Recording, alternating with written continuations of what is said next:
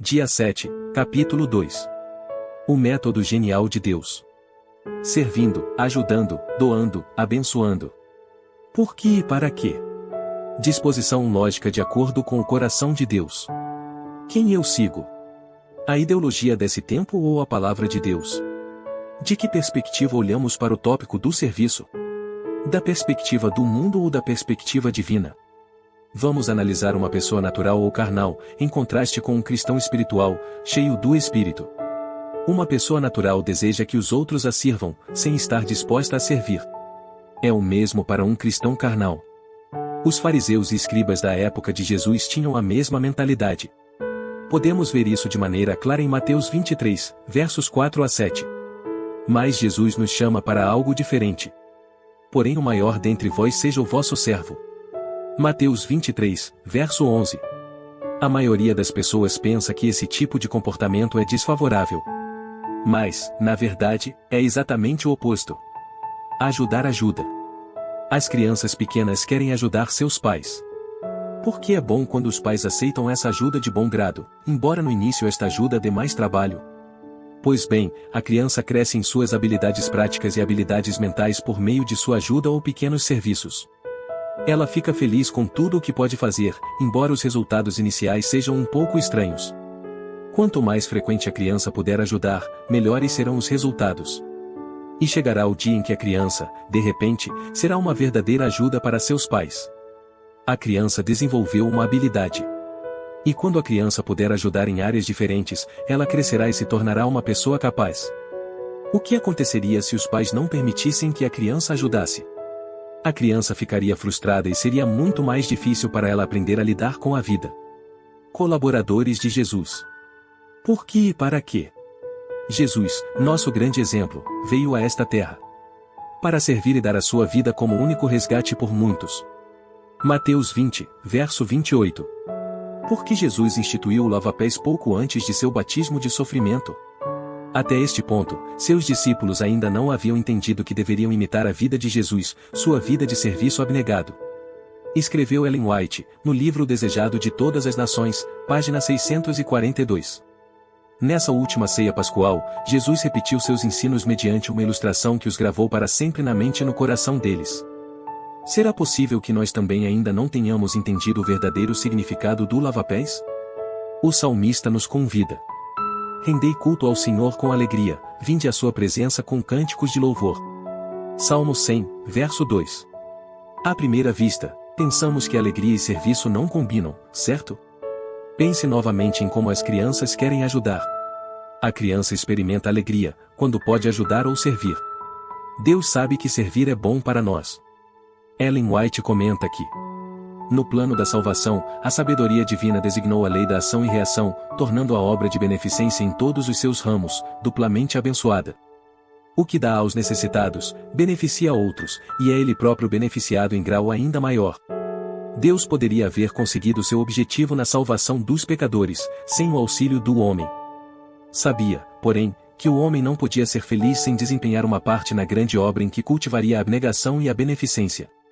Para que o homem não perdesse os benditos resultados da beneficência, nosso Redentor elaborou o plano de alistá-lo como seu cooperador. Testemunhos Seletos, volume 1, páginas 360 e 361. Que pensamentos surpreendentes essa citação contém. Vamos dar uma olhada. 1. Fazer o bem, independente do que seja, é bênção dupla. Tanto o doador quanto o destinatário recebem uma bênção. 2. No processo, o doador recebe uma bênção maior do que o receptor. Deus designou que praticar a abnegação e mostrar boa vontade para com os outros refina o caráter e nos faz felizes. 3. Além disso, muitos contatos com as pessoas são feitos dessa forma, o que, em alguns casos, pode levar a amizades genuínas. 4. Ser um verdadeiro colaborador de Deus também significa levar as pessoas a Jesus. Isso fortalece nossa fé e cria uma alegria profunda dentro de nós. Uma experiência da Bolívia. Bênção dupla por compartilhar. Que bênçãos incríveis recebi ao ler este livro, se referindo ao livro Passos para o Reavivamento Pessoal. Todas as manhãs, durante nosso devocional, compartilho os pensamentos com os alunos de nossa escola de missão. Por meio da preparação e transmissão, sou 2 vezes mais abençoado do que vocês. No reino de Deus, sempre funciona assim. Quem doa sempre recebe mais do que quem recebe. Testemunho enviado por D.K., Bolívia na América do Sul. Servindo, doando, ajudando. Visto que não apenas as pessoas naturais não gostam de servir, mas também os cristãos carnais, geralmente a maioria dos membros da igreja, primeiro tem que ser preparados para o serviço. Estar cheio do Espírito Santo é vital para essa mudança, pois ele traz uma atitude diferente. A Bíblia fala muito claramente sobre essa tarefa. Assim, ele designou alguns para apóstolos, outros para profetas, outros para evangelistas e outros para pastores e mestres, com o propósito de aperfeiçoar os santos para a obra do ministério, para que o corpo de Cristo seja edificado. Efésios 4, versos 11 e 12. Os líderes têm a tarefa de ensinar as pessoas sobre a preparação para o serviço, ou seja, Cristo vivendo em seu coração por meio do Espírito Santo, e sobre o significado do serviço com benefícios nós mesmos e para os outros. Isso pressupõe que eles tenham uma vida com o Espírito Santo, além de ser exemplo e ter competência para dar instruções práticas em certas áreas. Assim, Deus abençoa os líderes, e a igreja é abençoada por meio deles. E a igreja será construída pelo serviço dos membros dentro e fora da igreja. Além do versículo mencionado no início, Mateus 20, verso 28, há uma série de outros textos, que nos mostram que servir, doar e ajudar são atividades abençoadoras. Vejamos Lucas 6, verso 38. Dai sempre, e recebereis sobre o vosso colo uma boa medida, calcada, sacudida, transbordante, ou generosamente vos darão.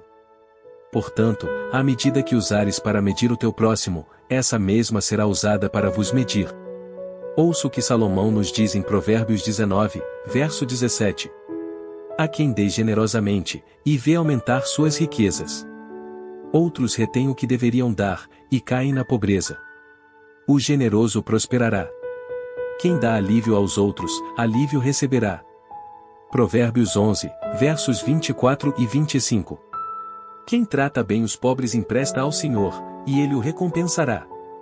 Paulo também insiste que aquele que semeia pouco, também colherá pouco, e aquele que semeia com fartura, também colherá fartamente. Cada um dê conforme determinou em seu coração, não com pesar ou por obrigação, pois Deus ama quem dá com alegria. Segunda carta aos Coríntios 9, versos 6 e 7. Seria até mesmo mais proveitoso lermos do versículo 6 ao versículo 15. Aqui estão também duas citações de Ellen White no tópico de serviço. Primeira.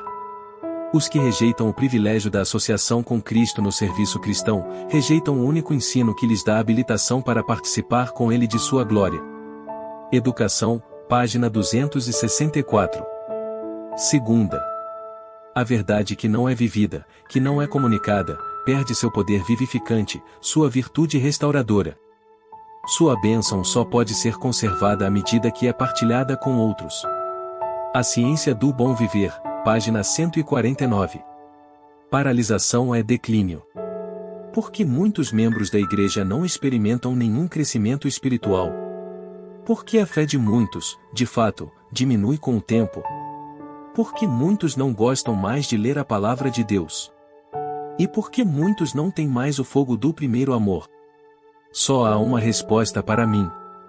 Porque eles estão vivendo como cristãos carnais. Por terem negligenciado seu relacionamento com Jesus, todos os resultados negativos mencionados acima aparecem. Um relacionamento de amor intenso com Jesus nos protege do egoísmo e nos motiva a servir aos outros. Como resultado, somos ricamente abençoados. Primeiramente, não significa que somos os mais ativos possível na igreja, mas sim que nossas ações são guiadas pelo Espírito. Para que isso aconteça, Jesus tem que viver em nossos corações por meio do Espírito Santo. Infelizmente, muitos cristãos não entenderam isso completamente, eles acreditam que, primeiramente, devem ser ativos na igreja para que Deus os aceite como seus filhos. Mas é exatamente o oposto. Um verdadeiro filho de Deus, por seu amor e gratidão a Ele, terá prazer em fazer algo em sua obra, para a edificação do reino de Deus.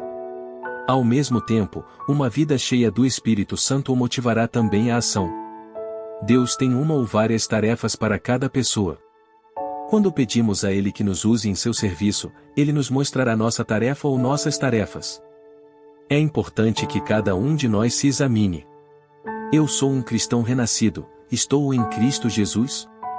Se sim, saberemos que Jesus Cristo, a quem entregamos nossa vida todas as manhãs, vive em nós e pode operar por meio de nós. Mas se tivermos que responder com um não, à pergunta acima, devemos imediatamente ir a Jesus e pedir-lhe que entre em nossa vida por meio do Espírito Santo. Reserve tempo suficiente todos os dias para o seu relacionamento com Jesus e o Espírito Santo. Assim, recebemos a mentalidade e a atitude correta que precisamos, para manter nosso primeiro amor ou para recuperá-lo, para gostar de ler a palavra de Deus, para crescer espiritualmente e servir a Deus e ao próximo com alegria.